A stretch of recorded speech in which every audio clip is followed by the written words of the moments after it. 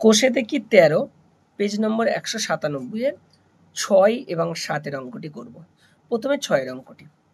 একটি সমদ্বিবাহু ত্রিভুজ অঙ্কন করি যার সমান বাহু দুটির প্রত্যেকটির দৈর্ঘ্য 8 সেমি এবং ভূমির দৈর্ঘ্য 5 সেমি। ওই ত্রিভুজের সমান ক্ষেত্রফল বিশিষ্ট একটি সামান্তরিক অঙ্কন করি যার একটি কোণ ত্রিভুজের সমান কোণ দুইটির একটির সমান এবং একটি বাহু সমান বাহু দুইটির একটির অর্ধেক। তো প্রথমে আমরা ত্রিভুজটা অঙ্কন করি, তারপর সামান্তরিক। ত্রিভুজটা অঙ্কন করার জন্য 8 সেমি এবং 5 সেমি দৈর্ঘ্যের বাহু দুটিকে নেব। 8 সেমি বাহু অঙ্কন করলাম এবং 5 সেমি বাহু অঙ্কন করলাম। অ্যাট ফার্স্ট আমি নিচে একটি যে কোনো মাপের সরলরেখা অংশটিকে টেনে নেব। যেহেতু ত্রিভুজটির ভূমি বলেছে 5 সেমি, তাই 5 সেমি মাপটা নেব।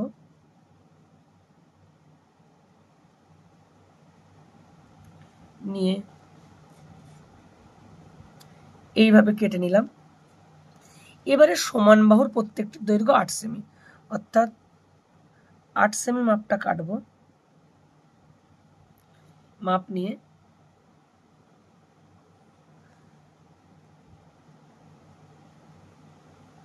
যুক্ত করব। যুক্ত করার ফলে আমার সমদ্বিবাহু ত্রিভুজ অঙ্কন হয়ে যাবে, যার ভূমি হবে 5 সেমি এইটা, এবং সমান বাহু দুটির দৈর্ঘ্য হবে 8 সেমি করে। ত্রিভুজটার নাম দিলাম এ বি সি। এবার কি বলেছে, যে সামান্তরিক যেটা অঙ্কন করব তার একটি কোণ ত্রিভুজের সমান কোণ দুটির সমান এবং একটি বাহু সমান বাহু দুটির একটির অর্ধেক। তো সমান বাহু কোনটা? এ বি আর এসি, এই দুটো সমান বাহু। তা আমি এসি কে সমান বাহু ধরবো এবং যার অর্ধেক করব। খাতাটাকে ঘুরিয়ে নিলাম আবার সেই। তাহলে এসি কে যখন অর্ধেক করব, বি বিন্দু দিয়ে আমি এসি এর একটি সমান্তরাল সরলরেখা অঙ্কন করব। এসি এর মাপটা নিলাম, বি বিন্দুতে বসাবো, বসিয়ে এদিক থেকে আমি বৃত্তচাপ কেটে নিব। সি বিন্দু থেকে তাহলে আবার কাটবো এটা, তার জন্য কার মাপ নিতে হবে? এ বি এর মাপটা নিতে হবে। এ বি এর মাপটা নিলাম, নিয়ে সি বিন্দুতে বসিয়ে এইভাবে কাটলাম। কেটে আমি যুক্ত করব।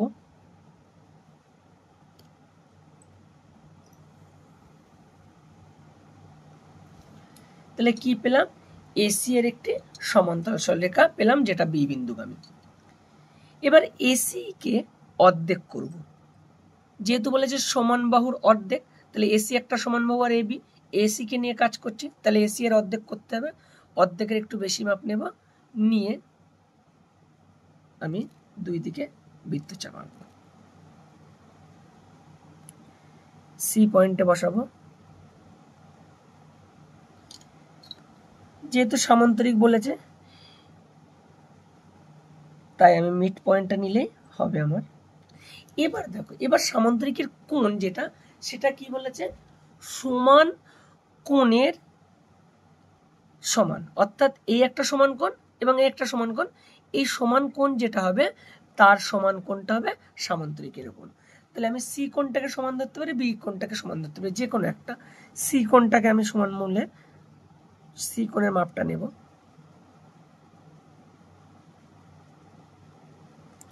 সি কোণের মাপটা এই পয়েন্টে বসাবো। এই পয়েন্টে বসিয়ে এই কোণটার আগে মাপটা নেই। এবার এখানটায় বসিয়ে এখন যুক্ত করলে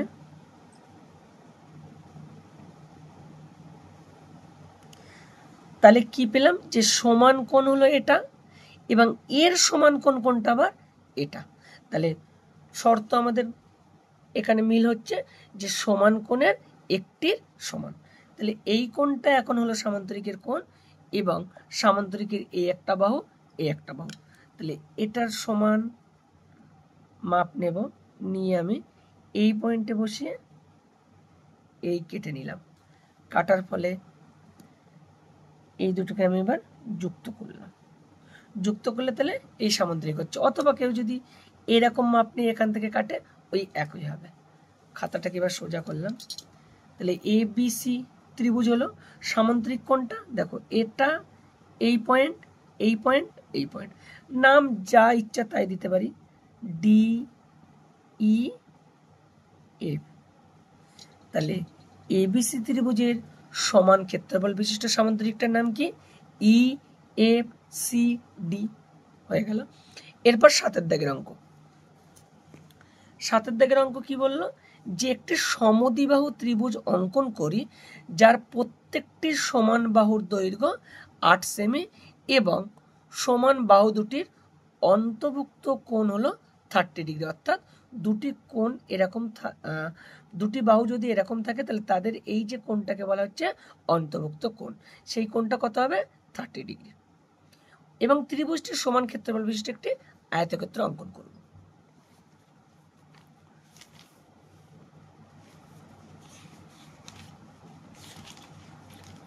সাতের দাগের অঙ্কটার জন্য আমি 8 সেমি সরলরেখা এঁকে নিলাম। এবারে এই সরলরেখা দিয়ে এবং 30 ডিগ্রি কোণ দ্বারা আমি একটি সমদ্বিবাহু ত্রিভুজ অঙ্কন করব। মাপ নিলাম। 30 ডিগ্রি কোণটা অঙ্কন করতে হবে, সেটা আমি আগে নিয়ে এঁকে নিতে পারতাম, অথবা এখানটায় আঁকছি।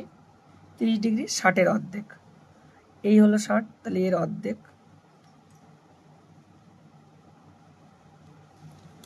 অর্থাৎ এই যে কোণটা সেই কোণটা হলো আমার 30 ডিগ্রি কোণ। তাহলে সমান বাহু কোনটা হবে? এই একটা সমান বাহু হবে এবং এটা সমান বাহু হবে। সমান বাহুর দৈর্ঘ্য কত বলেছে? 8 সেমি। 8 সেমি মাপটা নিলাম, এদিকে কাটলাম এবং এই পয়েন্টটা কাটলাম। এদেরকে যদি যুক্ত করে দেয় তাহলে আমি ত্রিভুজ পেয়ে যাচ্ছি। ত্রিভুজটার নাম বললাম এ বি সি। তাহলে সমান বাহু বিসি এবং এ বি যাদের অন্তর্ভুক্ত কোণ হলো 30 ডিগ্রি। এখন এই ত্রিভুজের সমান ক্ষেত্রফল বিশিষ্ট আমাকে একটি আয়তক্ষেত্র অঙ্কন করতে হবে। তাহলে আয়তক্ষেত্র অঙ্কন করতে গেলে বিসি কে বেস ধরবো এবং এ বিন্দুকে আমি বিসি এর সমান্তরাল সরলরেখা অঙ্কন করব। বিসি এর পরিমাপটা নেব, নিয়ে এ বিন্দুতে বসাবো, বসে এদিকে বৃত্তচাপ কেটে নেব। আবার এসি এর মাপটা নেব, নিয়ে আমি বি বিন্দুতে বসিয়ে এই কাটবো। দেখো, এর সমান সরলরেখা অংশ এই বিন্দুতে বসিয়ে মাপবো এবং এখান থেকে কাটার জন্য তাহলে এই মাপটা নিয়ে এখান থেকে কাটবো। কেটে এবার যুক্ত করব এ পয়েন্ট এবং এই পয়েন্ট অফ ইন্টারসেকশন দুটো যুক্ত করার ফলে আমি বিসি এর সমান্তরাল সরলরেখা পেলাম, যেটা এই বিন্দুগামী। যেহেতু আমাকে আয়তক্ষেত্র অঙ্কন করতে হবে, তাহলে বিসি এর অর্ধেকের বেশি একটু মাপ নিয়ে আমি দুই দিকে দুটো বৃত্তচাপ কাটলাম।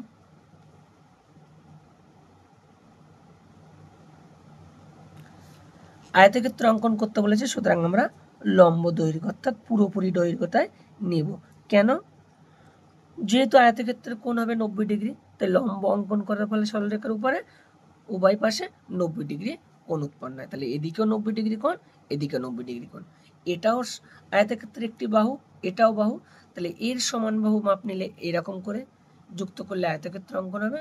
অথবা আমি এটাকে বাহু ধরে এটাকে বাহু ধরলেও এদিকে কাটলে আয়তক্ষেত্র হবে। তো আমি ধরছি এই বাহুটার মাপ নেব আমি এখানে বসিয়ে এদিকে, এবার যুক্ত করব। যুক্ত করলে একটি আয়তক্ষেত্র হচ্ছে, ডি বলছি, সি হয়ে আছে ই এবং এফ। তাহলে ত্রিভুজ এবিসি এর সমান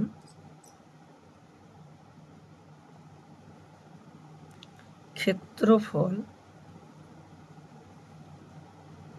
বিশিষ্ট একটি আয়তক্ষেত্র ই ডি সি এফ অঙ্কন